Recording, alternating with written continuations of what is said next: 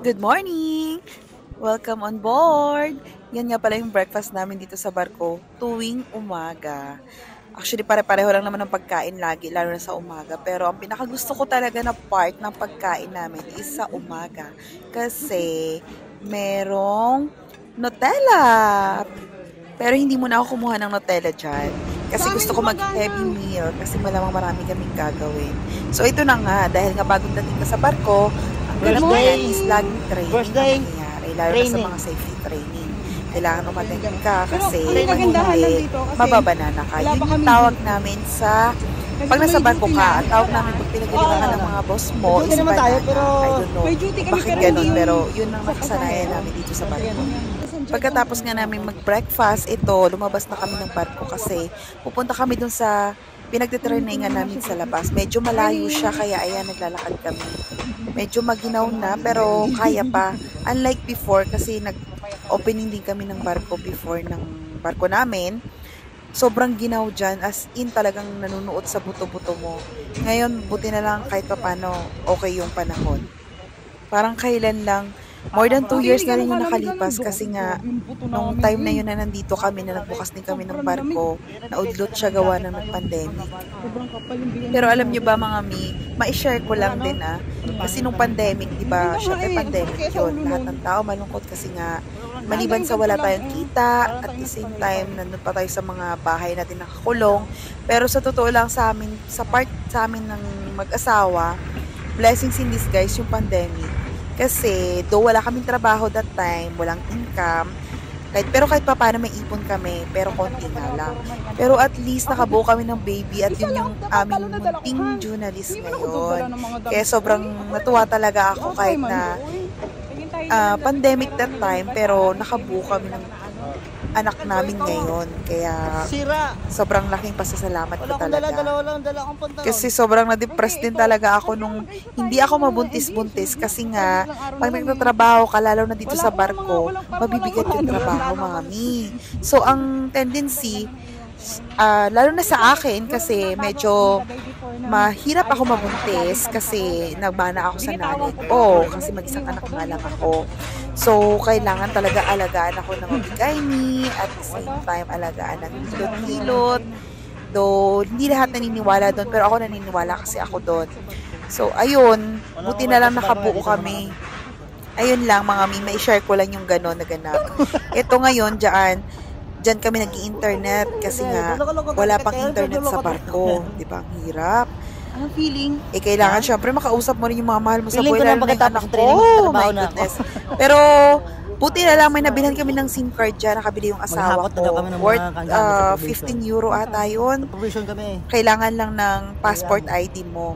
Papakita mo lang sa kanila tapos makakabili ka na ng SIM card. Unlimited naman siya for 1 month kung hindi ako nagkakamali. Magkakakot na kami yan mamaya.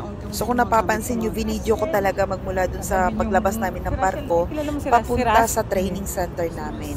Diba medyo malayo din siya, no? Before pandemic, nung sabi ko, nagbukas kami ng barko, ng bagong barko din that time. Doon pa kami kumakain dyan sa pupuntahan namin training center. Napakahirap. Kasi ang layo. Buti na lang ngayon, nandito na kami kumakain sa crewmess namin sa loob ng barko. So, ayun na nga yung tinuturo dyan ng isang kasamahan ko. Yun yung training center namin. At dito na kami. Dito kami sa loob, sa pinakataas. Doon kami nag-training. So, tapos na nga yung training namin. Ayan, papakita ko sa inyo kung paano yung paglagay niya ng safety belt namin para syempre maprotektahan yung likod natin. Kasi nga, buhat-buhat ang peg namin dyan since nga bago yung barko. So, lahat isa-set up nyo. Ayan. Nagbibihis ako naglalagay ako ng coverall. Coverall namin kakaiba white. Kaya ang bilis madumihan.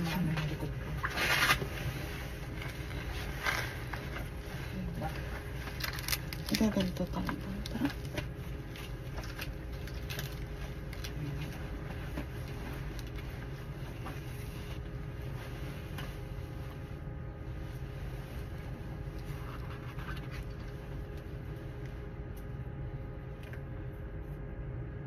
Anong size mo? 38 din?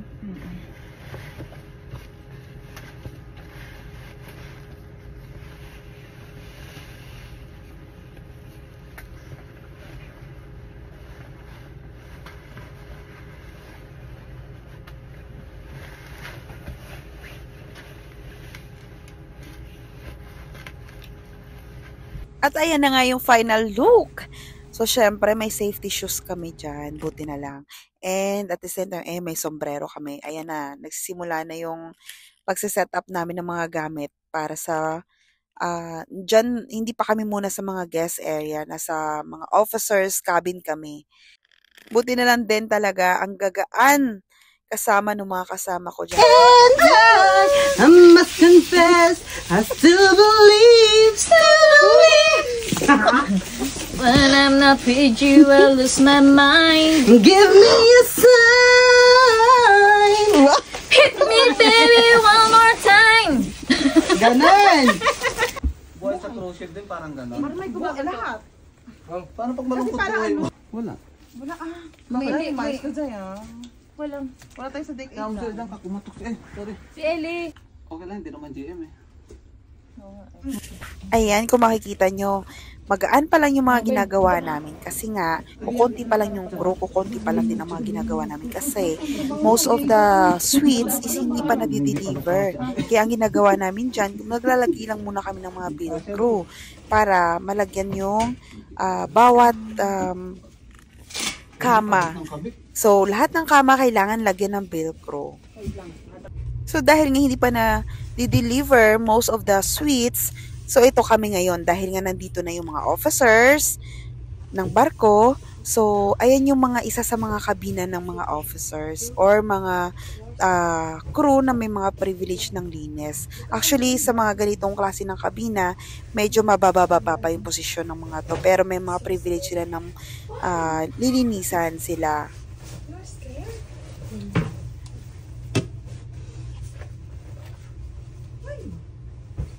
You start or you just...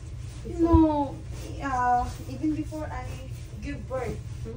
Yeah, so that I have this one, no? I have memories.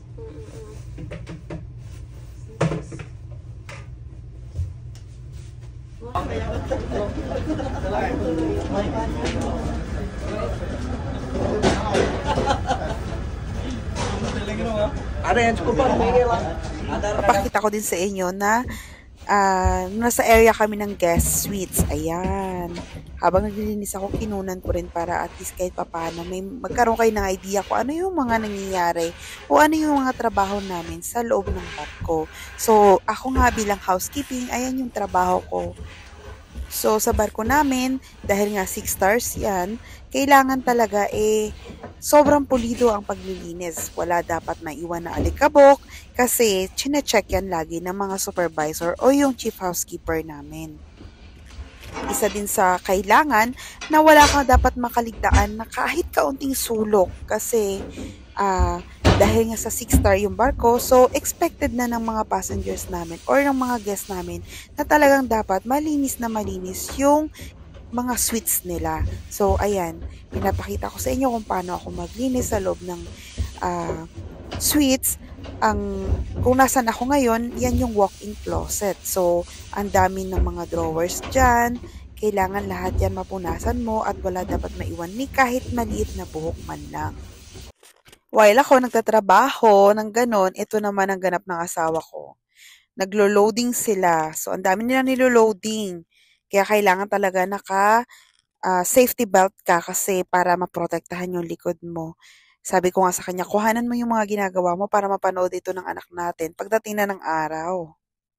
Marami pa nga kami iba pang ginawa pero hindi ko na nakuhanan pa sa camera dahil nga sobrang busy. Hanggang susunod na lang ulit na pagbablog ko. Maraming salamat!